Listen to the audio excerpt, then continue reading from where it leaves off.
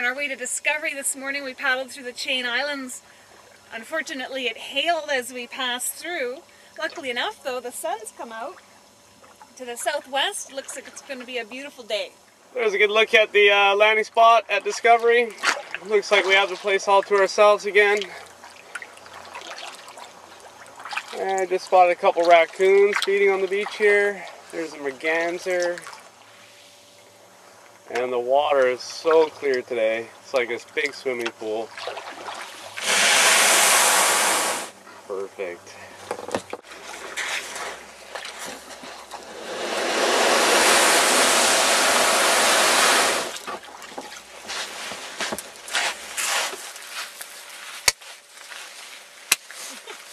We're on Seabird Point, southeast corner of Discovery Island. Just a little area orientation for you.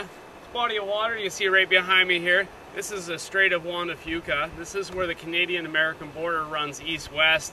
And behind those rain clouds is the Olympic mountain range. Then the Canadian-American border keeps going east, takes a sharp 90, and starts heading up north. This is Harrow Strait. This is where the Canadian-American border starts going north-south. In 1886, the first lighthouse was built on the highest point of Discovery Island, Pandora Hill. The BC government appointed Richard Brim the first official lighthouse keeper, and his daughter Marianne Croft assisted him. In fact, she ended up doing most of the work. In 1902, after he died, she was appointed lighthouse keeper. She was the very first female lighthouse keeper in Canada. Discovery Island became a provincial marine park in 1972. In 1997, the lighthouse was de-staffed and automated. It had been manned for 110 years.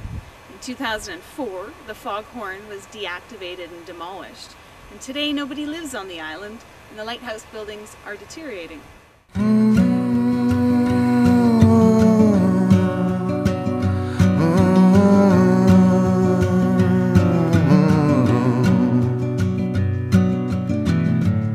It's a mystery to me.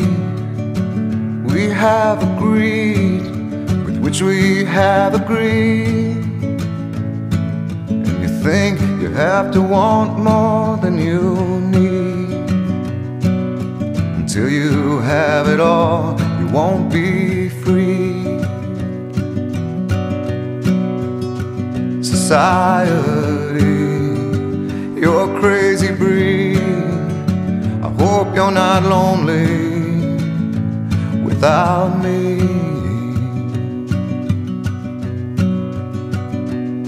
When you want more than you have, you think you need.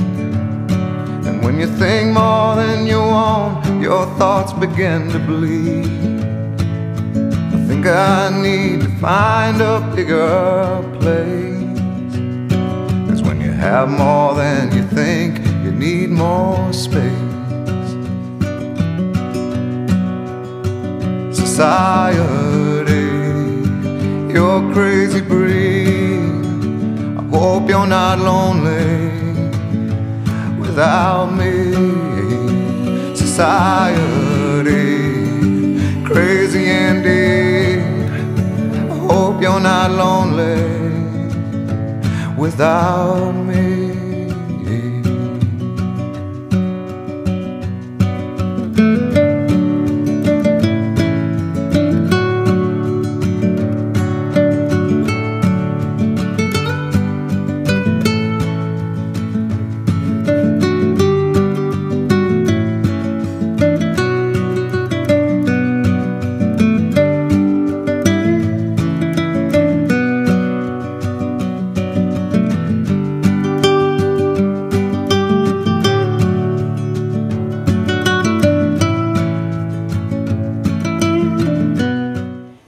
Are talking about Kayak Self-Rescue. The goals of self-rescue are to get yourself back into the kayak, pump the water out of your kayak, and to ensure the kayak's stability. Brad is going to demonstrate a wet exit. One thing he wants to do is hang on to his paddle with one hand at all times. He's pulling the spray skirt with one forward motion, outward and upward. Put your hands on the outside of your cockpit and forcefully push yourself out. By placing the paddle at right angle under the bungees behind your cockpit, the paddle acts as stability, making it easier to get back in the boat. Brad's sliding his belly up on the back of the boat. While keeping the center of his balance, he's sliding his legs into the cockpit, and then his very last step, spin and slide into your seat. And by using the hand pump, he's able to remove the water.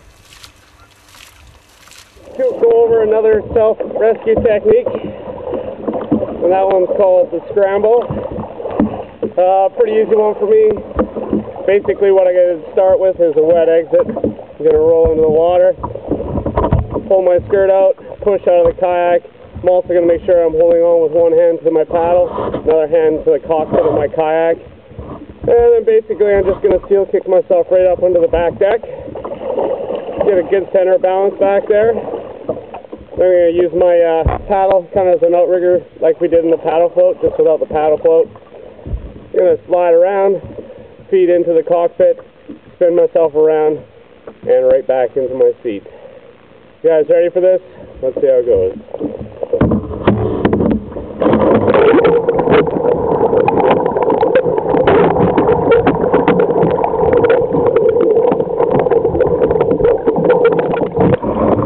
Back over.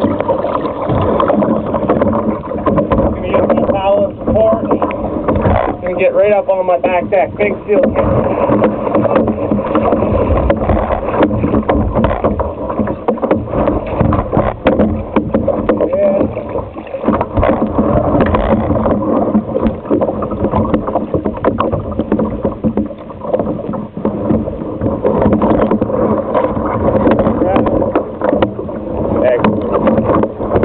Alright guys, full of water, so you're a little bit unstable. It's always good to have your paddle ready in case you need to brace. And that's called the scramble. Learning to roll is the best technique for self-rescue. The art of rolling is more consistent technique and timing than strength and power. Sweep your paddle over the surface of the water. Be careful not to break the surface tension. When the paddle reaches a perpendicular angle, flick your hips toward the surface while performing a high brace. If this technique is done right, there should be very little water in the cockpit. We're on our way back to Kettle Point. And even the beach behind us. So these are the Chain Islands just outside of Oak Bay. This is a marine park as well as a bird sanctuary. And no one's even allowed to set foot up on any of these rocks. A lot of birds use these rocks for nesting. Cormorants on great chain. In June, these rocks are just covered with harbor seal pups. When you're coming through and it's pupping season, definitely keep your distance away from the newborn pups.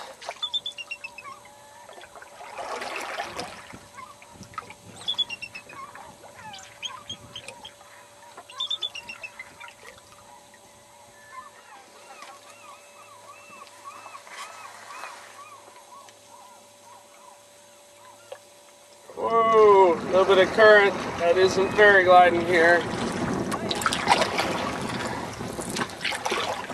So, raise your bum to the current, pick your angle, and ferry glide across. There we go. Kath and I are doing synchronized ferry gliding.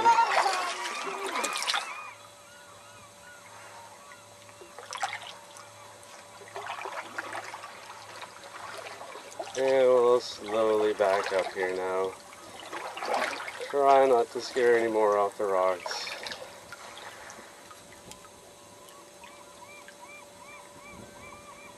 So did you like your visit to the Chain Islands? I learned how to ferry glide. Nice. And? Saw an eagle closer than I think I've ever seen one before.